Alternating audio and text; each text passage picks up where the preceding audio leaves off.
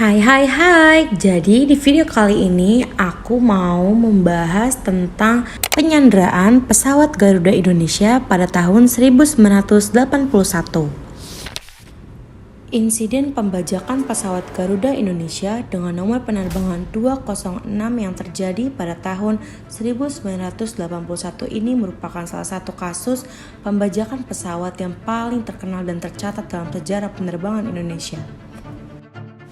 Kejadian ini tidak hanya menarik perhatian luas di tingkat internasional karena identitas dramanya saja, tetapi juga karena kompleksitas situasi yang melibatkan berbagai elemen, serta keberhasilan yang dicapai melalui operasi penyelamatan yang rumit dan penuh tantangan.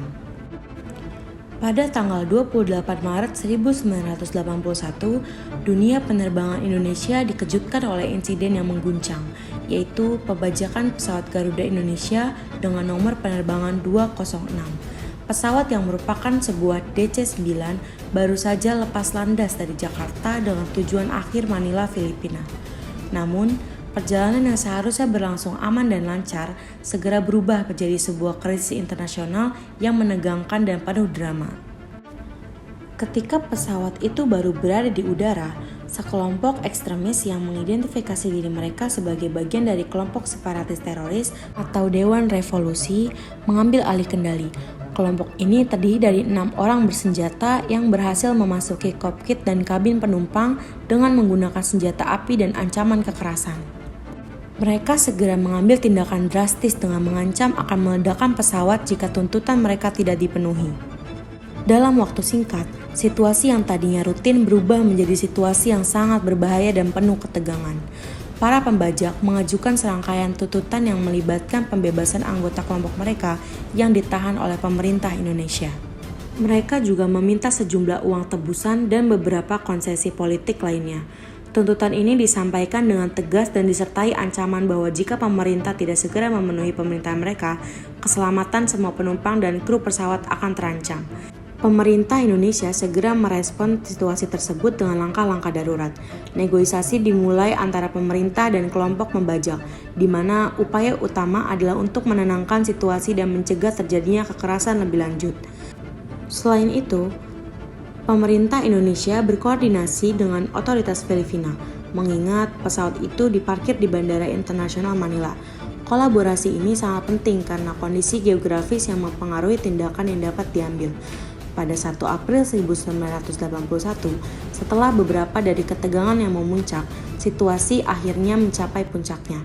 Pasukan khusus Filipina termasuk unit-unit terlatih dalam penanggulangan terorisme melancarkan operasi penyelamatan yang direncanakan dengan sangat hati-hati. Setiap langkah dalam operasi ini dirancang untuk meminimalkan resiko bagi sandera dan memastikan bahwa misi penyelamatan dapat dilaksanakan dengan sukses. Berbagai teknik dan strategi diterapkan untuk mengatasi kelompok pembajak tanpa mengorbankan nyawa sandera. Operasi penyelamatan yang dilakukan oleh pasukan Filipina berhasil menyelamatkan semua sandera tanpa adanya korban jiwa.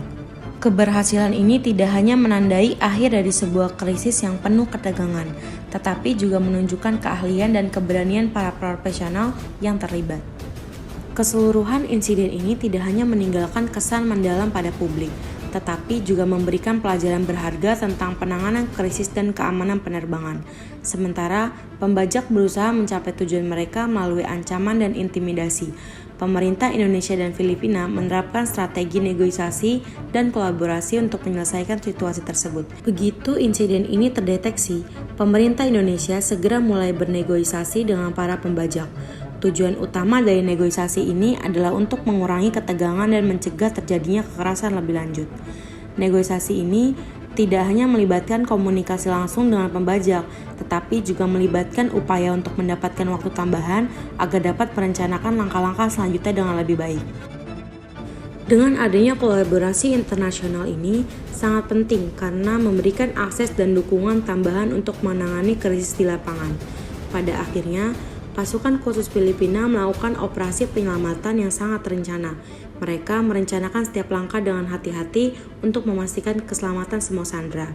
Perencanaan ini mencakup pengumpulan intelijen dengan posisi dan kekuatan pembajak, serta merancang strategi untuk mengatasi mereka tanpa menempatkan sandera dalam bahaya. Operasi ini melibatkan beberapa hal penting, Yang pertama, pasukan khusus Filipina bergerak secara hati-hati untuk mengurangi resiko. Mereka menjalankan operasi secara rahasia agar tidak memprovokasi reaksi dari pembajak yang bisa membahayakan Sandra. Kasus ini tentunya memberikan pengaruh atau dampak kepada masyarakat secara sosial. Insiden ini meninggalkan jejak yang mendalam pada individu yang terlibat dan masyarakat luas. Bagi penumpang dan kru pesawat, pengalaman ini adalah trauma yang tidak akan mudah dilupakan, menghadapi ancaman langsung terhadap hidup mereka dan berada di situasi yang penuh tekanan. Tentu berdampak pada kesehatan mental dan emosional mereka.